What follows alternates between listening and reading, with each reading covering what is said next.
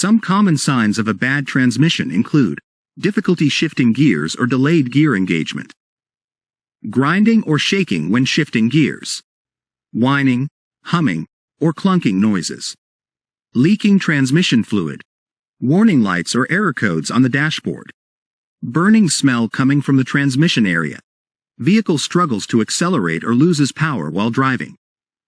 vehicle slipping out of gear while driving,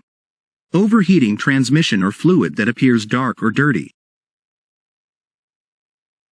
There are many different error codes that can indicate a problem with a transmission. Some of the most common include P0700, transmission control system malfunction, P0701, transmission control system range, performance,